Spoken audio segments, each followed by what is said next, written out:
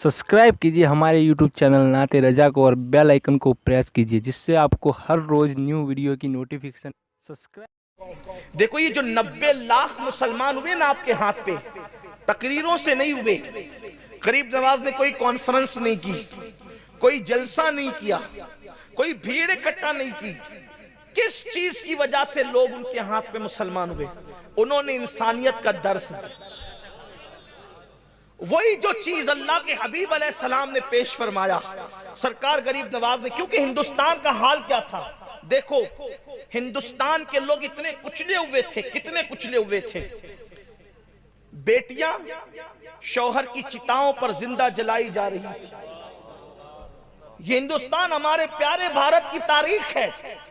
अगर कोई नौजवान लड़की बेवा हो जाती तो उसके शौहर की चिता पर उसको शौहर के साथ जिंदा जला दिया जाता। ये यहां का कल्चर था, यहां की तहजीब थी। औरत को पाप समझा जाता था, औरत को जुए में हार दिया जाता था, जुए में औरत हार दी जाती थी। तारीख है, कभी कभी एक एक औरत के साथ इसी हिंदुस्तान के अंदर 5-5 भाई शादी करते थे। तारीख है इस मुल्क की। हमारा भारत बड़ा अजीम है, बड़ा महान है भारत, बड़ा प्यारा है भारत। लेकिन मुल्क हमेशा अच्छा रहा है। कभी लोग अच्छे नहीं रहते, कभी लोगों का अंदाज अच्छा नहीं रहता, कभी लोगों का अखलाक अच्छा नहीं रहता। सरकार गरीब नवाज उस माहौल में आए कि अल्लाह अकबर, लोग पेशाब पीते थे और घी के दिए पत्थरों के करीब जलाते थे। ये हालत थी। पीने के लिए पेशाब है और पत्थरों के लिए घी है। हालांकि होना तो ये चाहिए था, इसके बरक्स मामला होता। लेकिन इंसान इतना दूर हो चुका था इंसानियत से। तो सरकार गरीब नवाज ने किया क्या? इस हिंदुस्तान की सरजमीन पर वही अपने नाना का मिशन, वही अपने नाना की फिक्र, वही अपने नाना की तालीम। कौन सी तालीम? कि ये ना देखा कि मुसलमान है कि काफिर है। भूखा आया खाना खिलाया, प्यासा आया पानी पिलाया, चाकू लेकर आया अखलाक पेश किया। सरकार गरीब नवाज ने किया क्या? यही तो किया आज जिससे हम दूर हो गए। गरीब नवाज का नारा तो है, गरीब नवाज का किरदार हमारे पास नहीं है, गरीब नवाज की मोहब्बतें हमारे पास नहीं है। एक मजहबी पंडित जो है वो आता है और गरीब नवाज से कहता है मैं आपसे मुनाजरा करना चाहता हूं। आप जानते हैं जब कोई किसी से मुनाजरे के लिए आता है तो अंदाज कितना बदल जाता है, तेवर कितने बदल जाते हैं। लेकिन वारे अली के बेटे नबी के लाल तेरी अजमतों पे कुर्बान आने वाला आके कहता है कि मैं मुनाजरा करना चाहता हूं आपके मजहब के खिलाफ। आपने फरमाया आए कहां से हो? उसने इलाके का नाम बताया। फरमाया बहुत दूर से आए हैं आप, बहुत थके हुए भी होंगे, बहुत भूखे भी होंगे, पहले खाना खा के आराम कर लो, बातें तो होती रहेगी। पहले खाना खा के आराम कर लो, बातें तो होती रहेगी। वल्लाह आखिर उन बातों में क्या तासीर थी, वो मुनाजरा करना भूल गया, हाथों में हाथ दे करके इस्लाम कबूल कर लेता। ये सरकार गरीब नवाज रज़ी अल्लाह ताला की जिंदगी है। आइए उनके अखलाक में से उनकी जिंदगी का एक बाब पेश करके अपनी गुफ्तगू की तरफ आना चाहता हूं और जल्दी से आना चाहता हूं। अल्लाह अल्लाह, एक मर्तबा का वाकया है कि हिंदुस्तान में अजमेर शरीफ जो शहर है उसका बादशाह पृथ्वीराज, जिसे राय पतोरा भी कहते हैं, उसको बड़ी तकलीफ थी। देखिए अहले हक से अहले इक्तिदार को बहुत तकलीफ होती है, क्योंकि उनको पता होता है कि जो काम तलवारें नहीं कर सकती वो अहले हक का किरदार करता है। बड़ी तकलीफ होती है इक्तिदार वालों को अहले हक से, बहुत तकलीफ में रहते हैं, बहुत परेशान। यजीद को क्या तकलीफ थी इमाम हुसैन से? यजीद के पास इक्तिदार था, इमाम हुसैन के पास किरदार था। इक्तिदार उसके पास था, किरदार इनके पास था। सोचो, कत्ल करके भी इज्जत न कमा सका, लेकिन किरदार वाला कत्ल होकर भी ऊंचा रहा। लोग कहते हुसैन حسین کا سر نیزے پہ ہے، ہم کہتے دیکھ تو صحیح، کاٹنے والا نیچے ہے، کٹوانے والا اوپر ہے۔ کردار ہمیشہ اوپر لے جاتا ہے، اقتدار اوپر لے جائے نہ لے جائے، کردار ہمیشہ اوپر لے جاتا ہے۔ اس لیے مسلمانوں نے کردار کی پرواہ کی ہے، اقتدار کی پرواہ نہیں کی ہے۔ ہم کردار کی تعلیم دیتے، اقتدار کی نہیں دیتے۔ دو بات عرض کر کے بات آگے بڑھے گی۔ پرتھوی راج کو بڑی تکلیف تھی، رائے پتورا کو ایک جوان کو بلایا اور وہ راجپوت بہادر جوان سے کہا، یہ فقیر نے ناک میں دم کر رکھا ہے، ہر دن کوئی نہ کوئی اس کے ہاتھ پر اسلام قبول کرتا ہے، اس کی تعلیم کو سنتا ہے، اس کے قریب ہو جاتا ہے، ایک کام کرو، اگر تم اس کو قتل کرنے میں کامیاب ہو گئے، اس کو قتل کرنے میں کامیاب ہو گئے، اپنی آدھی سلطنت تمہیں دے دوں گا، اپنی آدھی حکومت تمہیں دے دوں گا۔ آدھی حکومت کس کو نہیں چاہیے؟ چند پیسوں کے عوض لوگ کسی کو قتل کرتے ہیں، وہ تو آدھی حکومت تھی، آدھی حکومت۔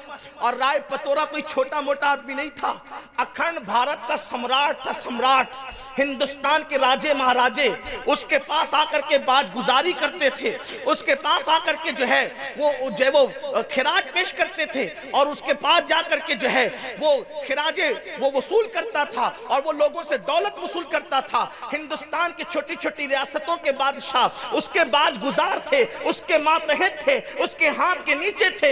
رائے پتورا نے کہا آدھی حکومت تمہاری، اگر اس فقیر کو قتل کر دو۔ اس شخص نے خنجر کو زہر میں بجھایا، اور خنجر زہر میں بجھانے کے بعد اس نے کمر میں باندھا، اور کمر میں باندھنے کے بعد ہندوستان کا جو قدیم لباس ہے، پرانا لباس، وہ یہاں سے یوں آتا ہے کمر تک، اور پھر آ کر کے وہ پھیل جاتا ہے گھیر کی شکل میں۔ یہ مرد لوگ اس زمانے میں پہنتے تھے۔ اگر آپ نے پرانے دور کی تصویریں دیکھی ہوگی ہندوستانی تہذیب کی، گنگا جمنی تہذیب کی، وہ پرانی، تو آپ کو وہ کپڑے نظر آئیں گے، نیچے چستی ہوتی تھی، بہت تنگ پاجامہ، اور اوپر کی طرف وہ یہاں سے یوں آ کر کے گھیر میں، یعنی کمر میں اگر کوئی چیز، یہ بتا اس لیے رہا ہوں، یہی تو بات ہے۔ اگر کتاب میں جو لکھا ہے وہی میں آپ کے سامنے پڑھ کے سنا دوں تو پھر تقریر کہاں ہوگی؟ آپ کو میں کتاب ہی پیش کر دیتا کہ آپ پڑھ لو، کچھ ورق زراکس کر کے بانٹ دیے جاتے کہ نہ اگتپوری والوں کو اتنے پیسے خرچہ کرنا پڑتے، اور نہ مجھے اتنی مشقت کے ساتھ، جب وہ کوئی مشقت میں تو آیا نہیں، لیکن اتنا لمبا سفر مجھے کرنا نہیں پڑتا، کیونکہ آپ پڑھ لیتے۔ بات یہ ہے کہ آپ کو سمجھنا ہے پس منظر کیا ہے واقعے کا، کیا انداز تھا۔ تو یہ جو لباس ہوتا تھا، اس میں کمر میں جو چیز بندی ہو یا چھپی ہو تو نظر نہیں آ سکتی تھی، کیونکہ وہ کمر سے گھیر ہو جاتا تھا، بڑا گھیر والا ہوتا تھا۔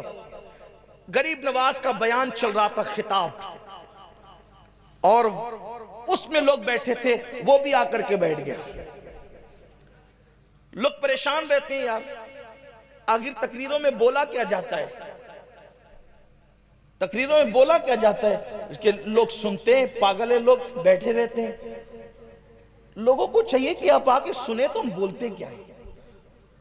1400 سال سے لوگوں کو یہی غلط فہمی ہے کہ مسلمانوں کی محفل میں بولا کیا جاتا ہے، آپ آکے سنیں تو کیا بولا جاتا ہے؟ یہی بولا جاتا ہے جو بول رہا ہوں کہ انسان کی قدر کرو۔ اور جہاں غلط باتیں سکھائی جاتی ہے وہاں جلسے روڈ پہ نہیں ہوتے، وہاں کان کان میں باتیں ہوتی ہے، اور ہمارے یہاں جلسے کان کان میں نہیں ہوتے، ہمارے یہاں جلسے میدان میں ہوتے ہیں، کیونکہ ہمیشہ حق بات میدان میں کہی جاتی ہے، جس بات میں جھول ہوگا وہ چھپائی جاتی ہے۔ ہمارے مذہب کی کوئی بات چھپی ہوئی نہیں ہے، اذان سے لے کے نماز تک، نماز سے لے کے کردار تک، ساری باتیں ہمارے یہاں چھپی ہوئی ہیں۔ سرکار غریب نواز ایک درخت کے نیچے بیٹھ کر کے بیان کر رہے ہیں، خطاب فرما رہے ہیں، اور کتنی تاثیر ہوگی نا اس زبان میں، جس زبان نے کبھی جھوٹ نہیں بولا، اس زبان میں کتنی تاثیر ہوگی جس نے کبھی حرام لقمہ نہیں کھایا، اس زبان میں کتنی تاثیر ہوگی جس زبان پر اللہ کے ذکر کے سوا کبھی کسی کی غیبت نہیں آئی، کبھی کسی کی چگلی نہیں، کبھی کسی کے ساتھ حسد کے جملے نہیں، کبھی گالی گلوچ نہیں۔ کیسی وہ پاکیزہ اور پاک زبان تھی۔ آپ خطاب فرما رہے تھے، وہاں الفاظ کی ہیرا فیری نہیں تھی، وہاں ادیبانہ اور خطابانہ رنگ نہیں تھا، بلکہ وہاں درویشانہ اور فقیرانہ اللہ کا رنگ لیوے انداز تھا۔ گفتگو ہو رہی تھی थी, लोगों की सिसकियां बन रही थी, लोगों की जिंदगियां तब्दील हो रही थी। ऐसे में गुफ्तगू होती रही, लोग सुनते रहे, अपनी मुराद पाते रहे और जाते रहे। जब महफिल खत्म हो गई, लोग मिल मिल करके जाने लगे, तो सरकार गरीब नवाज ने उस शख्स से जो कमर में खंजर छुपा करके आया था, आपने उसकी तरफ से रुख फेर कर दूसरों की तरफ मुखातब होकर कहा कि भाई जो जिस मकसद के लिए आया था सबका मकसद पूरा हो गया। अब अगर किसी का कोई मकसद बाकी हो तो वो अपना मकसद भी पूरा कर ले। इसलिए कि हर बंदा महफिल में तकरीर सुनने तो नहीं आता ना। कुछ कमर में खंजर लेकर आते हैं, कुछ दिल में खंजर लेकर आते हैं, कुछ आंखों में खंजर लेकर आते हैं। मकसद पूरा कर लो जिसको करना है। लोगों ने बातें की, बात खत्म हो गई। फिर जब देर और गुजरी, कुछ लोग और खत्म हो गए और चले गए, सरकार गरीब नवाज ने फिर डायरेक्ट उससे मुखातब हो गए। मैं कह रहा हूं कि सबके मकासद पूरे हो गए, जो मुराद लेके आया था उसकी मुराद पूरी हो गई, आप भी अपनी मुराद पूरी कर ले। अंदाज देखे गुफ्तगू।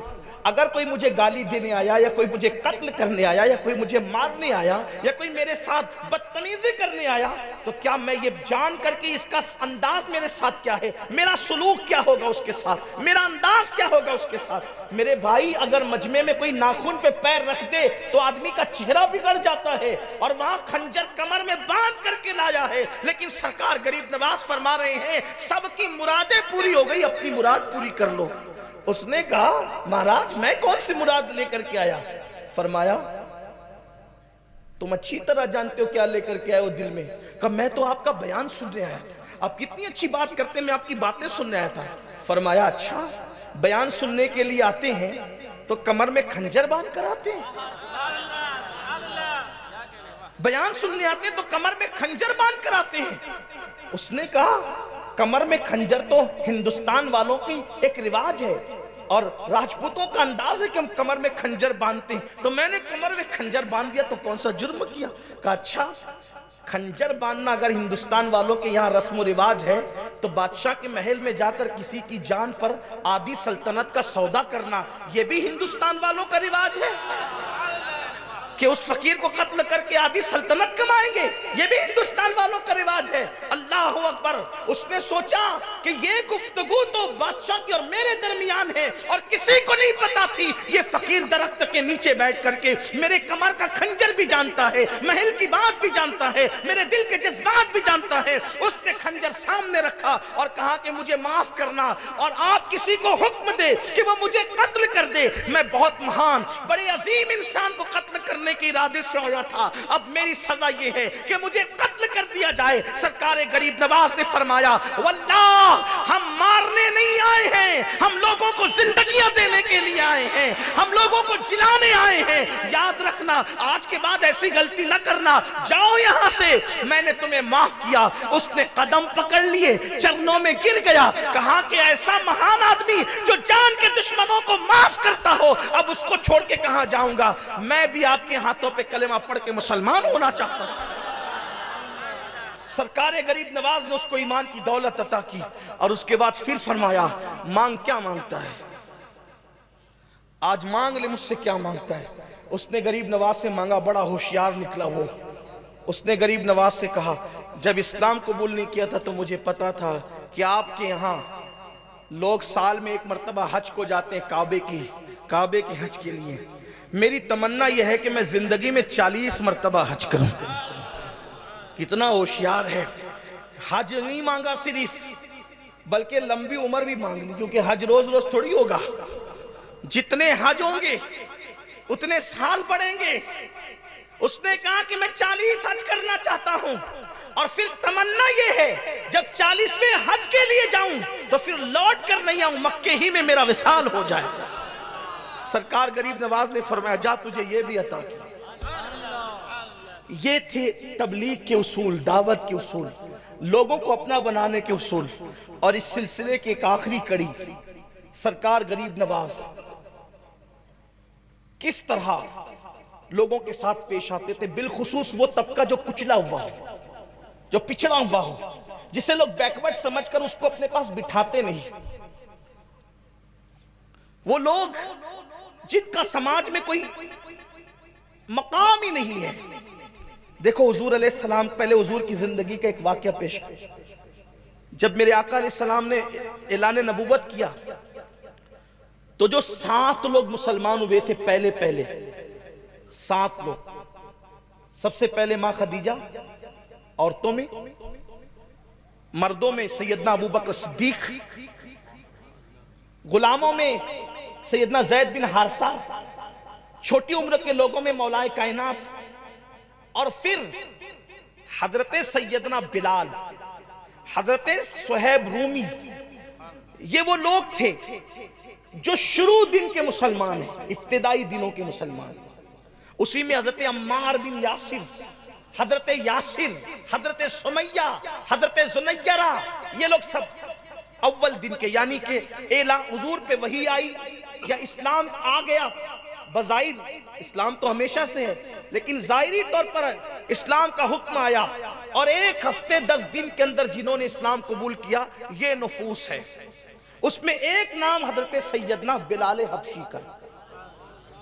حضرت بلال حبشی ہفتے 10 دن میں اتنی جلدی مسلمان کیسے ہوئے؟ کیوں اتنی جلدی مسلمان ہوئے؟ وجہ یہ تھی.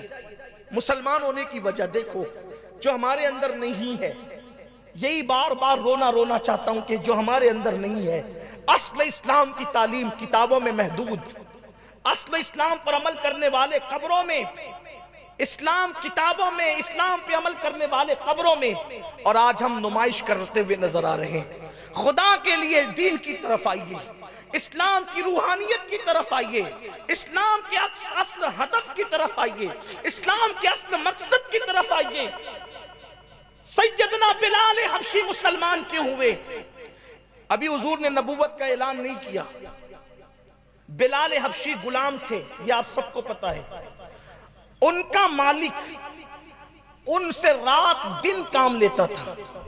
ایک دن بلال بیمار ہو گئے، اور بیماری کے عالم میں رات کو کام کرتے جاتے تھے اور روتے جاتے تھے. اللہ کے حبیب علیہ السلام کعبے کے طواف کے لیے جا رہے تھے یا طواف کر کے نکل رہے تھے. دیکھا کہ کوئی رونے والا رو رہا ہے. حضور علیہ السلام کی یہ عادت تھی کہ کسی کی آنکھ میں کبھی آنسو نہیں دیکھ سکتے تھے، کسی کو کبھی بے چین نہیں دیکھ سکتے تھے. ہاں یہی تو بات ہے کہ ہمارے نبی کسی کی آنکھوں میں آنسو نہیں دیکھ سکتے تھے، اور آج ہم لوگوں کی آنکھوں میں آنسو ہی ڈال رہے ہیں.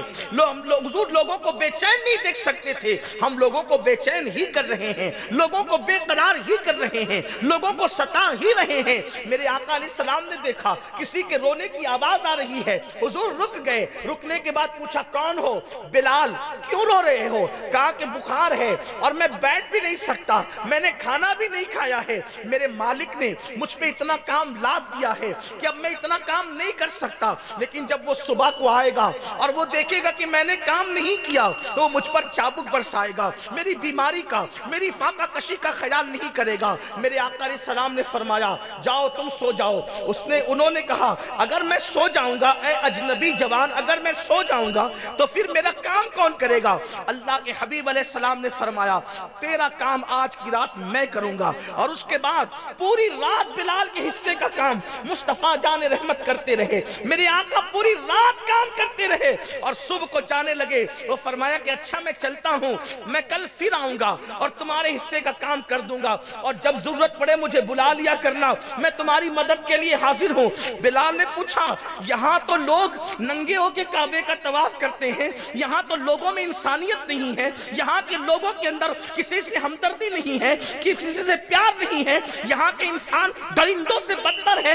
اس تاریکی کے اندر آخر یہ آفتاب کہاں سے، یہ مہتاب کہاں سے، کون ہے آپ کا نام کیا ہے؟ میرے آقا نے فرمایا مجھے کو محمد ابن عبداللہ کہتے ہیں، میں بنو ہاشم سے ہوں، جب ضرورت پڑے مجھے بلا لیا کرنا. اللہ اکبر. اب کب جب بلال کو ضرورت پڑتی بلال یاد کر لیتے اور آقا ان کی مدد فرما دیتے. لیکن ایک دن کسی نے بلال سے کہا بلال پتہ ہے مکے میں کیا ہنگامہ ہوا؟ بلال نے پوچھا کیا ہنگامہ ہوا؟ کہا ایک بندہ کہتا ہے کہ وہ اللہ کا رسول ہے. کہا کہتا کون ہے؟ تو کہا کہ وہ محمد نام کے. بلال نے کہا واللہ جو غلاموں کے ساتھ اتنا اچھا سلوک کرتا ہو وہ کبھی اللہ کے معاملے میں جھوٹ نہیں بول سکتا. بلال کلمہ پڑھ کے مسلمان ہو گئے. کچھ سنے سنے بغیر، کوئی اسٹڈی کیے بغیر، یہ کیا چیز تھی؟ غلاموں کے ساتھ اللہ کے رسول کا حسن سلوک۔ اب آئیے دیکھیے سیدنا غریب نواز، ایک کسان غریب نواز کے پاس ہے، غریب نواز کے پاس ایک کسان ہے، اور آ کر کے کہتا ہے وہ کسان کہ سرکار بادشاہ نے میری زمین پہ ٹیکس زیادہ لگا دیا، میں ٹیکس نہیں بھر سکتا، اور مجھے پتا چلا ہے کہ بادشاہ آپ کے مرید کا مرید ہے۔ جو دلی کا بادشاہ ہے اس کا نام تھا شمس الدین التمش۔ دلی کا بادشاہ اس وقت کون تھا؟ شمس الدین التمش۔ معمولی آدمی نہیں، جس کی کبھی تہجد نہیں چھوٹی، جس کی عصر کی پہلے کی سنتیں غیر موقعہ نہیں چھوٹی، جس نے ماں، بہن، بیٹی، بیوی، 4 عورتوں کے علاوہ 5ویں کسی عورت پر جان بوجھ کر نظر نہیں ڈالی، اسے کہتے ہیں شمس الدین التمش۔ کوئی معمولی آدمی نہیں ہے۔ آیا کسان غریب نواز کے پاس اور کہتا ہے کہ دلی کے بادشاہ نے ٹیکس لگا دیا ہے مجھ پر، میں بھر نہیں سکتا۔ غریب نواز نے فرمایا ہم تیرے ساتھ دلی تک چلیں گے، ہم تیرے ساتھ۔ آپ یہ نہیں سمجھے کہ میں یہ واقعہ کوئی گڑھ کے لایا ہوں، آپ یہ نہ سمجھے کہ کسانوں پہ مصیبت آئی ہے تو میں یہ بات لے کر آیا ہوں، ایسی بات نہیں ہے۔ میں نے برسوں پہلے بھی اس واقعے کو بیان کیا ہے، میری تقریروں میں آپ دیکھ سکتے ہیں آپ۔ اس کا مطلب گرے پڑے لوگوں کے کام آنا۔ ہمارے پاس کوئی آتا ہے نا، جیسے مثال کے طور پہ میرے پاس کوئی آ جائے، اس لیے کہ سب سے گرے پڑے تو اپنی ہے نگاہ، برے تو سب سے اپنے ہی ہے۔ کوئی آگے یہ مسئلہ ہے ہمارا، اللہ آپ کا مسئلہ حل کر دے۔ ارے اللہ مسئلہ حل کر دے، وہ تو یہ مسجد میں بیٹھ کے بھی کر سکتا تھا، اللہ میرا مسئلہ حل کر دے، آپ کے پاس کیوں آیا؟ اور کچھ زیادہ جتن کریں، کوئی تعویذ دے دیں، اللہ مسئلہ حل کر دے۔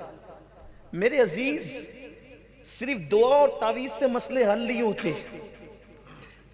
ہمارے نبی کسی کے مسئلے کے لیے کسی کے ساتھ کسی کے گھر تک گئے تھے، ہمارے اولیاء کسی کے مسئلے کو حل کرنے کے لیے اجمیر مقدس سے دلی تک کا سفر کر رہے تھے۔ ہم بھی اپنے سورسز کا استعمال کر کے کسی کی مدد کر سکتے ہیں، لیکن کوئی مسئلہ لے کر کے آئے تو ہمارے پاس ٹائم ہی نہیں ہے۔